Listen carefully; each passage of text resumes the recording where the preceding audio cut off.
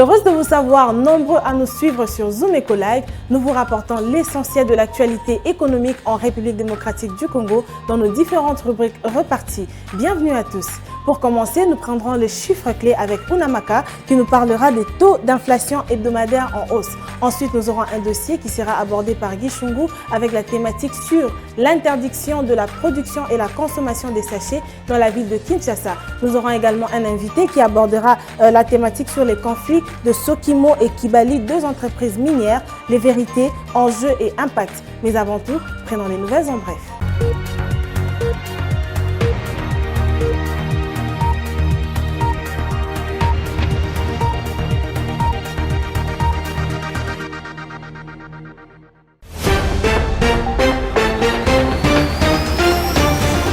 Ces nouvelles en bref avec cette information, 7,9 millions de dollars décaissés par le Trésor public pour le fonctionnement des provinces et des entités territoriales décentralisées fin mars 2021. Le gouvernement central de la République démocratique du Congo a décaissé une somme équivalente à plus de 16 milliards de francs congolais, soit 7,987 millions de dollars américains par le fonctionnement de 26 provinces du pays et des entités territoriales décentralisées au premier trimestre de l'année en cours. Poursuivons ces nouvelles en bref avec 43 millions de dollars de rétrocession transférés aux régies financières au 31 mars 2021. L'État congolais a rétrocédé aux administrations financières un montant total de 88,9 milliards de francs congolais, soit 43 millions de dollars, contre les prévisions linéaires de 128,5 millions de francs congolais, soit 64 millions de dollars, ce qui dégage un taux d'exécution de 69,2% au premier trimestre 2021. C'est ce qu'indiquent les états de suivi budgétaire rapportés au 31 mars 2021 et rendus publics par le ministère du Budget. Terminons donc ces nouvelles en bref avec cette information. Le gouvernement provincial du Haut-Katanga lance un nouveau programme d'appui à l'élevage. C'est ce qu'a annoncé le gouverneur de province, Jacques Kiaboula, devant environ 300 fermiers venus célébrer la réussite de saison culturelle 2019 et 2020, ayant permis d'éviter au Haut-Katanga la crise de la farine de maïs vécue depuis plusieurs années. Les différentes courbes économiques, nous les avons tous les jours avec Unamaka.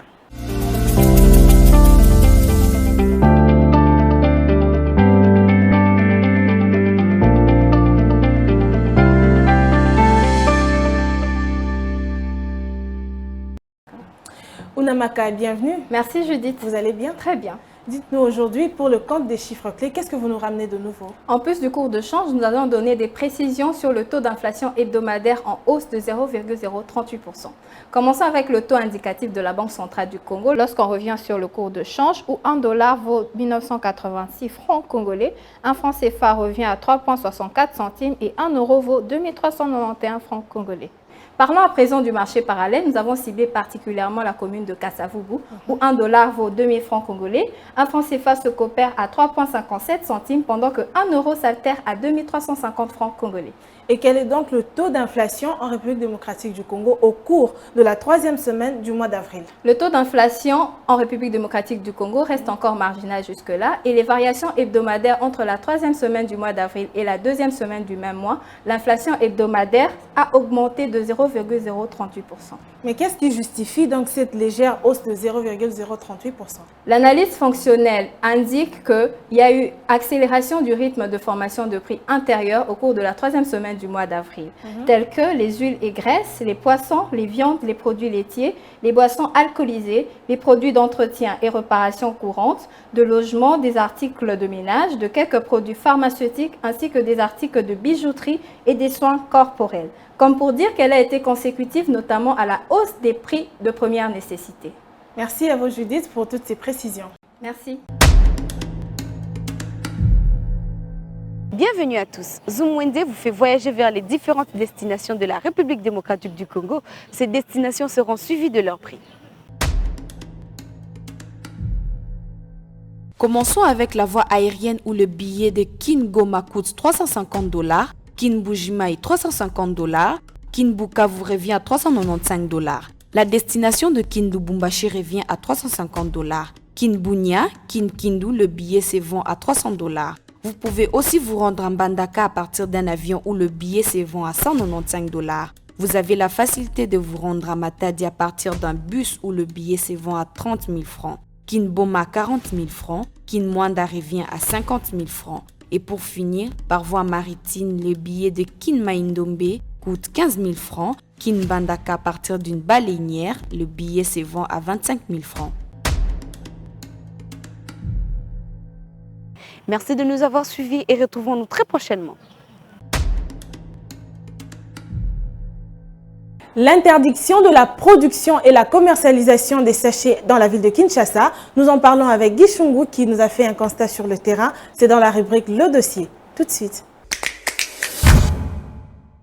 Nous recevons Guy Chungu pour le compte du dossier. Bienvenue. Merci beaucoup, Judith. Alors aujourd'hui, nous aimerions savoir à ce sujet qu'est-ce qu'il faut savoir sur la mesure portant l'interdiction de la production et la commercialisation des sachets en République démocratique. Alors, on doit commencer par remonter la mèche pour parler de cette opération de déchassétisation qui a vu le jour depuis 2012. C'était une politique nationale en République démocratique du Congo au regard des commerces qui s'exerçaient dans la ville principalement de Kinshasa. Il fallait à tout prix trouver une méthode ou un mécanisme pour assurer la gestion des immondices. C'est de là qu'a commencé, qu'a vu le jour cette mesure qui régulait un tout petit peu la gestion des immondices à Kinshasa, même à l'intérieur du pays. Et là, nous sommes en 2012, je précise. Ok, en remontant toujours le temps, nous aimerions savoir aussi quand est-ce que cette mesure a été prise dans la capitale de la République démocratique du Congo. Alors, c'était déjà avec Kimbuta, à l'époque gouverneur de la ville, province de Kinshasa, en 2013, lorsque l'homme a vu qu'il fallait à tout prix réorganiser les choses. On a vu qu'il y a eu également l'intervention de l'Union européenne, mais principalement en 2013 déjà, début, vers mi-2013, il y avait déjà une politique provinciale de gestion des immondices, puisque la capitale Kinshasa a été considérée comme la ville-province qui avait beaucoup plus enregistré un taux ou je dirais un nombre important des immondices qu'il fallait à tout prix évacuer. Quelles sont les actions menées par le gouverneur pour l'application de cette mesure? On doit préciser que vous parlez actuellement de Gentili Ngobila. Nous sommes déjà en 2021, mais on doit aussi le dire que le 19 octobre 2019, il y a eu cette décision qui a été remise sur table par le gouverneur Gentili Ngobila, qui a voulu essayer de changer un tout petit peu la donne. En 2021, il s'est observé une particularité avec cette mesure. On observe une décision qui s'attaque principalement aux vendeurs de l'eau en sachet, et c'est déjà ça la première action. Il fallait à tout prix limiter le nombre de production d'eau en sachet dans la capitale Kinshasa, s'attaquer à la racine pour arriver à mieux gérer les immondices dans la capitale Kinshasa. Mais quelles sont les raisons donc qui avaient motivé cette décision? Alors les raisons qui ont motivé cette décision, c'est principalement la gestion des immondices, je le dis, puisque Kinshasa commençait à être débordé. J'aimerais y aller avec un exemple plus pratique. L'opération Kinbopeto, Bopeto, voulais-je dire, qui a été lancée encore par ce gouverneur Gentili Ngobila, puisque c'est de lui qu'il s'agit, devrait résoudre le problème de la propreté, de la salubrité de la ville-province, d'insalubrité de la ville-province de Kinshasa. Il fallait à tout prix contenir avec une politique assez généralisante, avec une politique assez globalisante, contenir mieux la gestion des immondices dans la capitale Kinshasa, et donc c'était englobé dans la stratégie Kinbopeto. Aujourd'hui, ça se particularise avec cette mesure dont nous parlons tout à l'heure, l'interdiction de la vente de l'eau en sachet dans la capitale Kinshasa. Donc, ça a commencé avec la gestion des immondices qui a posé problème. Finalement, on essaie de se rabattre au niveau de la production et des commerces qui ramènent à cette gestion, au débordement des immondices dans la capitale. Voilà pourquoi nous sommes aujourd'hui en train d'observer cet état un tout petit peu gendarme envers le producteur et le consommateur de sachets en eau à Kinshasa. Ok, vous nous avez ramené donc un reportage et nous allons le suivre puisqu'il nous fait le constat dans la ville de Kinshasa. Voilà le reportage, pour préciser, avant que l'on le suive. Ce reportage nous donne un tout petit peu la température qu'il y a sur le terrain après la prise de la décision, la prise de la mesure par le gouvernement provincial. Est-ce qu'il y a quand même une sorte de récidive où les choses sont quand même, comment dire, respectées? c'est dans le reportage que nous trouverons les éléments de réponse. Merci, nous allons donc suivre ce reportage tous ensemble. Moto nyoso oya yebi atekaka mai na sachet atika moto yo nyonso a produisaka mai ya sachet pe apesi bato bakende koteka ayeba tokokitela ye na ndako na usine na ye na société na ye pe tokokanga ye mbala moko na parquet ngai moko na kolandelango ti bakosuka na makala. Cette annonce du gouverneur de la ville, Jean-Tini Ngobila, interdisant la vente de l'eau en sachet à Kinshasa, souffre encore d'exécution sur le terrain, malgré les sanctions promises en cas de récidive.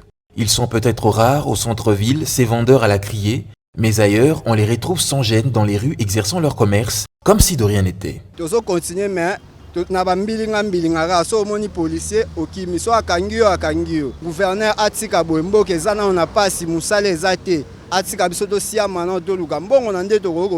Ici, par exemple, dans la commune de Lingwala, rien n'a changé, et cela au su et au vu de la police, censée suivre de près l'exécution de cette mesure.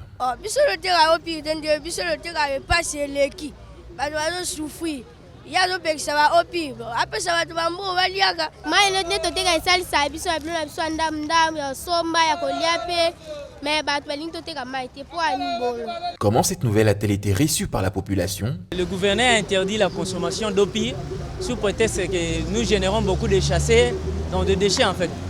Mais on ne peut pas empêcher les gens de générer des déchets. Parce que même si nous consommons l'eau des bouteilles, nous allons toujours jeter les bouteilles. La bonne décision qu'il aurait pu prendre, c'était de nous mettre des poubelles sur chaque grille. Une mesure de trop, rajoutent certains observateurs. Le mal à eux que Naba Kondinabiso c'est comme s'ils prennent des décisions à sentiment. Mais réaction en haut, ils n'ont pas si mon frère. Quand il y a un problème, il y a quelques jours, la police a mis la main sur quelques fabricants et fournisseurs. Selon les statistiques, 3/4 de ces entreprises qui les fournissent œuvrent librement, un geste à saluer, mais sans impact au regard du mal qui est profond et du réseau bien enraciné dans quasiment toutes les communes de la capitale Kinshasa.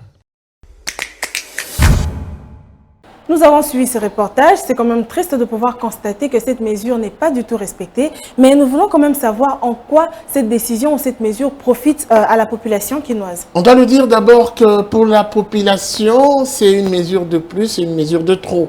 Parce qu'il y en a eu plusieurs mesures qui n'ont jamais été observées. On doit le dire que nous sommes dans une ville, pour parler de Kinshasa, pour ne pas parler de la RDC, nous sommes dans une ville où on prend de manière 2 fois cavalière des mesures sans pour autant avoir une politique de suivi. Lorsque en amont on prend une décision, en aval il faut suivre ou faire suivre une politique qui permettra la pérennité ou la pérennisation de cette décision. Mais j'aime quand même derrière cette mesure quelques autres mesures d'à côté. Mesures, je ne pense pas qu'il faut l'appeler ainsi, mais quand même des à côté qui accompagnent la mesure. Je parlerai déjà de la mise en place de la société Kitoko, une société qui permettra les recyclages, puisqu'avec le recyclage on pourra quand même éradiquer ou sinon diminuer le taux élevé de la consommation ou des immondices dans la capitale Kinshasa. Il y a une société qui a vu le jour, qui a signé un partenariat ou qui est en collaboration avec l'hôtel de ville de Kinshasa pour recycler tous ces déchets et assurer un environnement sain dans la capitale Kinshasa. Alors, l'avantage direct que tire, c'est d'abord avoir un environnement sain. Je me répète, puisque vous savez que lorsque l'environnement n'est pas sain, n'est pas adéquat, ça vous expose à plusieurs maladies. Exact. Avec une politique qui assure la bonne gestion des immondices, avec un environnement sain, le Congolais se verra être moins exposé à la maladie et ça fera en même temps la fierté de la République démocratique du Congo. Rappelez-vous qu'il s'est joué une fois question pour un champion, consultant l'histoire, il y avait une question, je le dis en passant, et de manière ramassée, quelle est la capitale la plus sale du monde? Je vous épargne le détail. Merci à vous Guy pour toutes ces précisions et nous sommes heureux de vous recevoir encore une fois de plus sur ce plateau. C'est moi.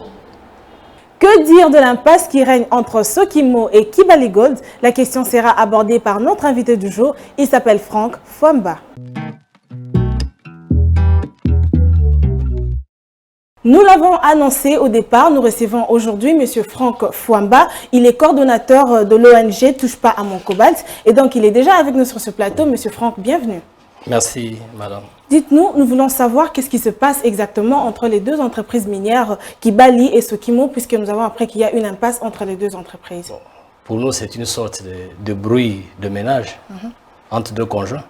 Les statuts de Kibali Gold Mine, parce que Sokimo est coactionnaire à 10% dans Kibali Gold Mine, avec Anglo Gold Ashanti qui a 45% et Barrick qui a aussi 45%. Leur statut, l'article 45 de leur statut d'association et de leur statut d'entreprise et le contrat d'association, et de leur contrat d'association sont clairs. Quand il y a des problèmes, ils doivent les arranger entre eux avant d'aller en justice. Mais nous avons l'impression que c'est une bruit de ménage dont profitent certaines personnes. Et ça pourrait faire mal à la République. Ok. Et nous aimerions savoir, est-ce que le gouvernement a une part de responsabilité dans cet affrontement? Le gouvernement ne peut pas se dédouaner. Parce que la Sokimo est une entreprise publique de l'État. Ça veut dire qu'elle est gérée directement par le ministère du portefeuille. Pas le ministre du portefeuille, qui en principe siège au conseil d'administration pour représenter l'actionnaire unique qui est l'État congolais. Quand Sokimo, appartenant à l'État congolais, représenté par le ministère du portefeuille, se retrouve en justice face à un partenaire en violation des statuts du partenariat Kibali, il y a deux choses. Soit le conseil d'administration a donné mandat après avoir obtenu l'autorisation du ministre du portefeuille, soit le ministre du portefeuille directement l'a fait. Nous avons des cas de la jurisprudence quand la GECAMINE est allée en justice contre KCC en 2018. Elle s'était rassurée qu'elle avait tous les documents. Parce que les gestionnaires de la GECAMINE, les mandataires, comme j'ai dit, ils représentent l'État qui est actionnaire unique, et celui qui a un mot à dire au nom de l'État, c'est le ministre du portefeuille. Donc, le ministre peut être informé ou pas, c'est possible, mais vu comment ça évolue, il doit y avoir complicité quelque part, et c'est pas bon. Ça détruit le climat des affaires. Ok, mais alors, les deux entreprises ont saisi la justice, nous aimerions savoir qu'est-ce qu'il en ressort. Les deux n'ont pas saisi la justice. Il y a Sokimo qui a saisi la justice, selon les informations que nous avons. Les gens réclament des choses. C'est normal que quand vous êtes dans un ménage, en couple, que les problèmes se posent. Et c'est pour ça d'ailleurs que les statuts et tous les textes fondant ce genre de partenariat d'association prévoient qu'en cas de dispute, en cas de problème, voilà comment le résoudre. La Sokimo, est-ce que la Sokimo a saisi? Nous allons dire que c'est une partie. C'est un groupe de travailleurs qui se sont organisés pour saisir la justice. Parce que la Sokimo est une entreprise qui est gérée par un comité de gestion, qui a le directeur général, qui s'appelle M. Mpela. Nous avons une copie de la lettre de M. Mpela du 17 mars. En réaction à une lettre de Kibali qui était surprise d'être traduite en justice par le partenaire en violation de leur statut de... M. Mpela dit que dans la lettre, il dit qu'il n'est pas informé de ce qui se passe et il dit que c'est un groupe d'individus, un groupe de travailleurs qui ont contourné la direction pour rester en justice. C'est là qu'on se pose la question, on dit, mais... Parce que nous avons aussi des copies de procuration spéciale des travailleurs qui ont donné mandat à un avocat, tout ça là. On se demande, on dit, bon, c'est quoi au juste? Est-ce qu'aujourd'hui, une entreprise publique, un groupe de travailleurs, vous êtes chez Zumeko. Quand Zumeko a un problème avec son partenaire qui est moi, qui doit rester en justice? C'est un groupe de travailleurs qui se réunissent ou qui s'arrangent en complicité supposée. Soit avec le ministère, soit avec le conseil d'administration, ou c'est le comité de direction qui est statutairement responsable. Mais est-ce que la justice a informé à Kibali de la saisie de ces comptes? Selon les informations que nous avons de Kibali, les informations d'hier, jusqu'hier, elle n'était pas informée officiellement. Kibali a été informé par les réseaux sociaux et puis par les banques. Bon, il y a un problème. Mais pour finir donc ce débat, nous aimerions savoir quelle est la position de votre ONG face à cette décision de la justice. Nous voulons un secteur minier assaini. Nous voulons un secteur minier dans lequel les gens respectent les engagements qui les lient. Nous voulons un secteur minier dans lequel, quand on se rend compte qu'il y a un problème dans un partenariat, on utilise la procédure normale pour ne pas mettre l'État dans l'embarras. Parce que je vous rappelle, madame, que les statuts de Kibali Gold Mine, l'article 45, dit qu'en cas de différend, en cas de dispute, s'ils ne peuvent pas arranger à l'amiable, ils doivent aller à l'arbitrage. Et le tribunal de commerce de Kinshasa-Gombe n'est pas l'arbitrage, n'est pas le centre d'arbitrage. Tout le monde sait que le centre d'arbitrage se trouve à Paris. Pour les pays francophones, et parfois les pays anglophones, ils vont aux États-Unis. Vous comprenez? Alors quand on va en justice, nous, ça nous inquiète. Parce qu'on s'est dit, et puis, on va en justice. Un des documents que nous avions vus, comme vous aussi on suppose, sur les réseaux sociaux, c'est qu'on va dire en justice que Sokimo est actionnaire à 30% dans Kibali Gold Mine.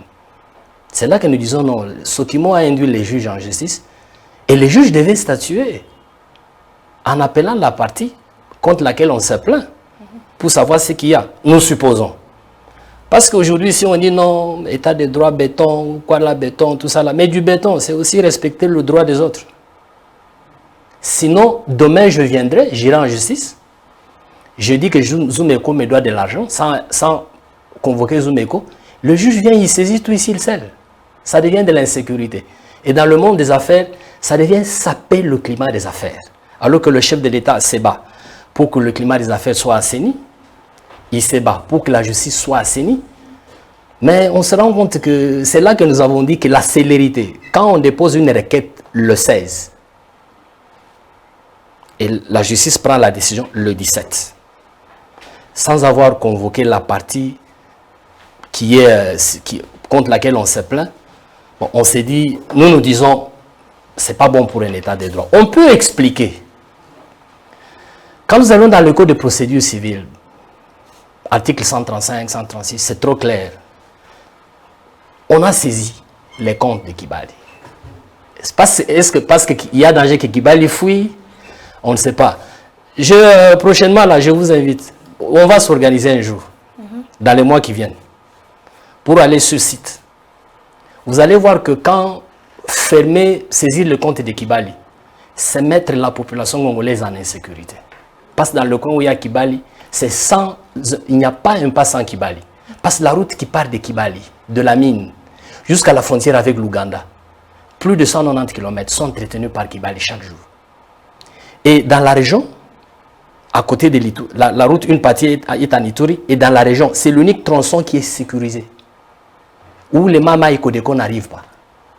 Alors vous avez toutes ces écoles, vous avez tous ces hôpitaux, vous avez tous ces centres de dépistage des soins d'Ebola, des soins contre coronavirus, vous avez tous ces sous-traitants, vous avez de l'eau, vous avez l'électricité que Kibali donne à la population. Justement, dans la même direction, nous aimerions savoir quel est l'impact de la saisie des comptes de Kibali sur les activités de cette société.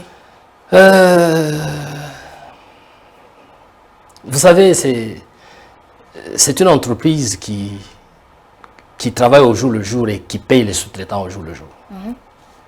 Quand vous êtes sur les sites de Kibali, vous allez voir que le nettoyage, la nourriture, les mines, les transports, c'est fait par les sous-traitants.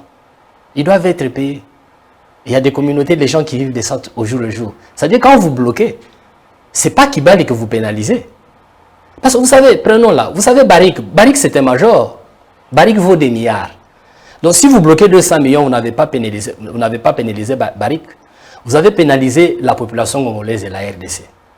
Parce que s'ils ne savent pas produire, parce qu'ils n'ont pas d'intrants, s'ils ne savent pas payer la douane, parce que tous les jours ici, au poste frontalier de Haru, le grand poste frontalier, le grand client c'est Kibali qui fait entrer les camions qui viennent par l'Ouganda. C'est-à-dire que la DGDA manque de l'argent. C'est-à-dire que le budget du chef de l'État, là, le budget de la République, que le chef de l'État veut augmenter là, il a déjà pris un coup par cette opération-là.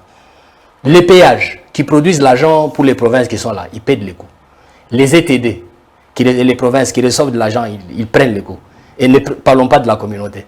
Donc, pour nous, c'est une décision des gens qui vivent à Kinshasa, qui ne maîtrisent pas les réalités de terrain, et qui devaient aussi tenir compte des réalités de terrain pour prendre certaines... Surtout qu'il est prouvé que Kibali n'est pas un enjeu de fuir, parce qu'il y a beaucoup trop d'argent dans des banques au Congo. C'était un plaisir de vous recevoir sur ce plateau, M. Franck.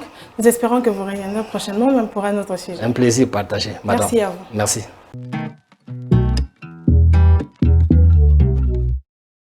La chronique du jour, Patrick Bomboka revient avec son édito tout de suite.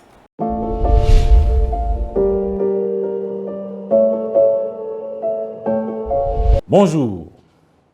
Le gouvernement de la République démocratique du Congo fait recours aux bons du Trésor afin de mobiliser des ressources internes sous forme d'emprunts sur le marché financier local. Sous les 180 milliards de francs congolais, soit 90 millions de dollars américains visés au premier trimestre 2021, le gouvernement n'a pu lever au total que 72,56 milliards de francs congolais, montant équivalent à 36,28 millions de dollars américains. Si en janvier, 6 milliards de francs congolais ont été mobilisés, 52,06 milliards de francs congolais l'ont été au mois de février, alors qu'à peine 14,5 milliards de francs congolais ont été réalisés au mois de mars. Somme toute, le gouvernement a atteint un taux de réalisation de 40,31% au premier trimestre 2021, un résultat faible en dessous de la moyenne. Quelles peuvent être les raisons qui justifient ces faibles taux de réalisation mensuels? Début 2021, le ministère des Finances rassurait les investisseurs du respect sans faille de l'échéancier de remboursement comme en 2020, soit un délai de 3 mois. Depuis 2019, l'exécutif national a donc lancé le bon du Trésor pour diversifier ses sources de financement afin de faire face à ces dépenses publiques toujours élevées. Reconquérir la confiance des agents économiques est salutaire pour le gouvernement congolais, mais ces paramètres seuls ne suffisent pas pour faire oublier la dose d'incertitude qui entoure ces opérations qui visent à soutenir les trésors publics. Ainsi donc, malgré les assurances du ministère des Finances, les prêteurs de l'argent à l'État congolais sont de moins en moins nombreux à souscrire à ces émissions de bons du Trésor pour des raisons qui leur sont fondamentales. Deux raisons sont particulièrement mises en évidence. D'abord, il y a des craintes par rapport à une éventuelle dépréciation de la monnaie nationale ou une perte de change de la période allant de la souscription au remboursement.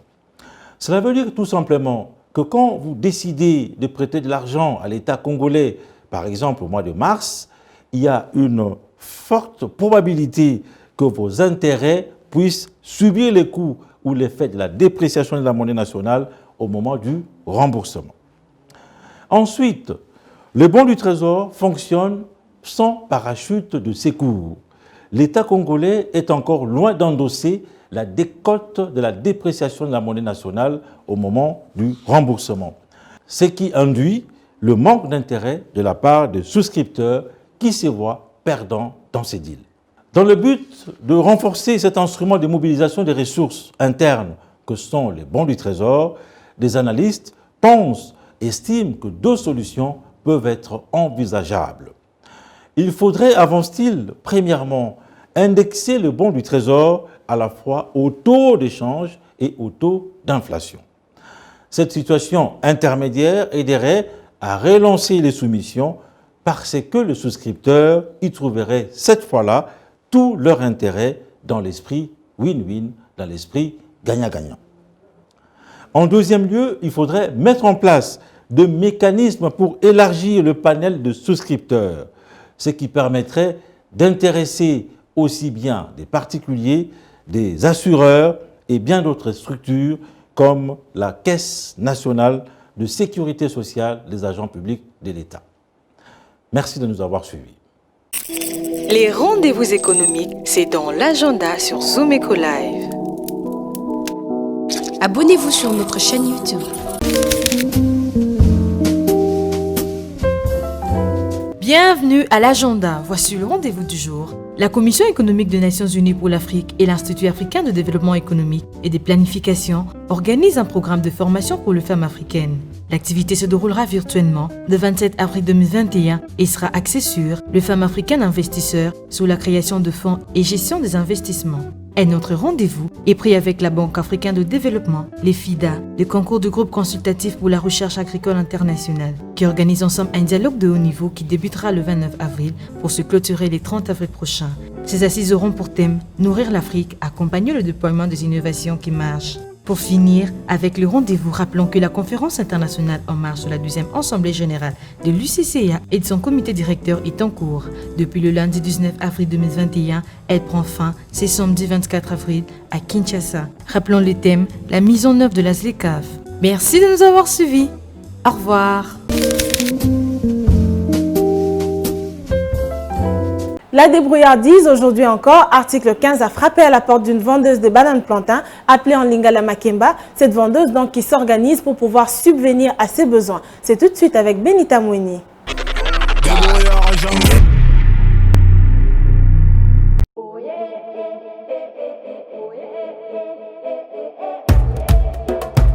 Nazoteka makemba eutaka bakongo kuna na mboka na kimpango na banda oteka utu banda kala wala kuna na banda bota te ba commerce ba mama balakisaka biso na ndepi tozokola naona ba mama na biso kolamuka naona lamuka ka 4 du matin na sokoli 5h30 na yeko zwa bisi na ezana na yebita baninga o bavanda na ndako so bavandira ndeni biso kutu atozoya ko débrouiller tozonyoka mabo baninga bavai na ndako bavandela kandeni mara bango pe balamuka baza na courage po baya koluka kabala na makamba fami pona kolesa bana na bandeko mususu biso ba difficulté dokutana na ngonzela na biso za kobeba mutakobongisa biso nzela zate biloko ezoya kopola na nzela kimpango ba mama bavai na ndako baza na courage ya koluka ndenga pe na zo koluka na ba 5h du matin na lobi na bango ba mikonzi eloko to sengi babongisa biso nzela ya ba Kongo po biloko ezoya na nzela ezoya kopola tala makema ndenge ezoya kopola nzela eza kobeba mukonza kobongisa biso nzela ba Kongo azate eloko nzosa biso pasi yango na nzela ba Kongo.